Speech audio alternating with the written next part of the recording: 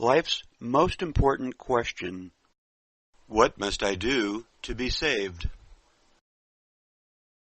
Cheated out of your retirement.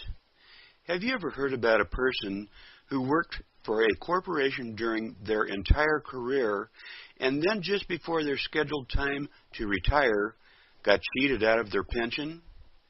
It really does not matter how loyal and hardworking you were if you lose it all in the end.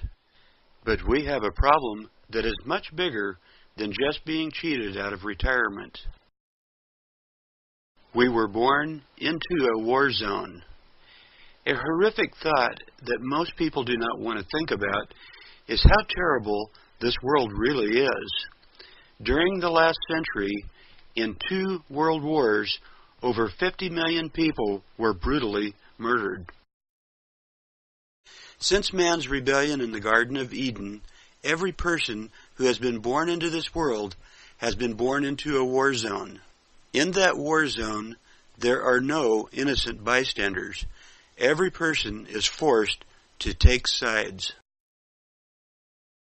But we have a problem that is much bigger than being cheated out of retirement.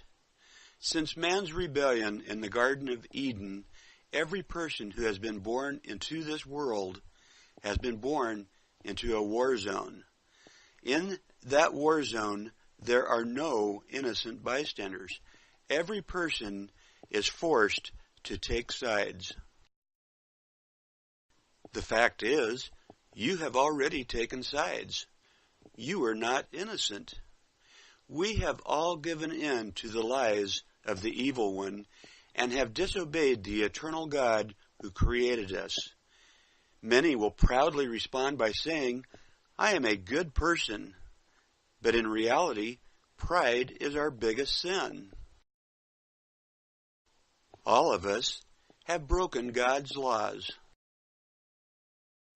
If you have ever told a little white lie, then you are a liar. If you have stolen even a piece of gum, then you are a thief. If you have ever hated someone in your heart, according to Jesus, you are a murderer. If you've ever looked with lustful eyes at someone that you were not married to, according to Jesus, you are an adulterer. You may ask, how could a loving God condemn people? Think about this scenario. A person is convicted of brutally raping and murdering your mother, sister, or daughter. Would you want them to go free? And then, when standing before the judge and saying, "Your Honor, I am a good person. I have helped an old woman cross the street. I have given money to a needy person. Can't you just overlook this crime and forgive me?" A good judge would never say to that person, "Yes, I forgive you. You are free to go and do that again."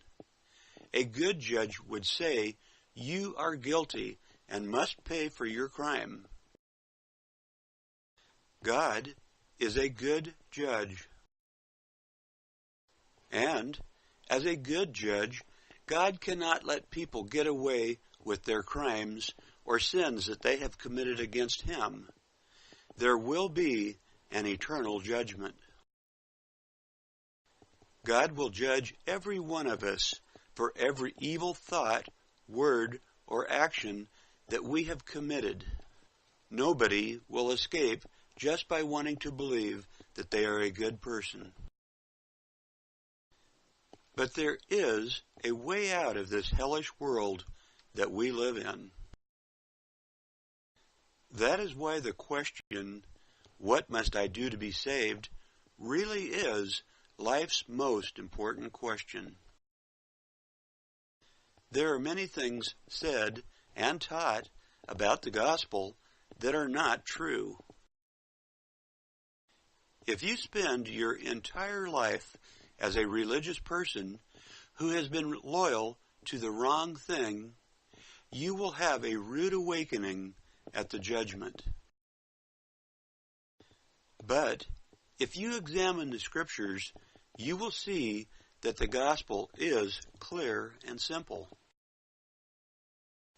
The problem is that most religious people believe what they've been told by others, and they do not know what God's Word says that you must do to be saved.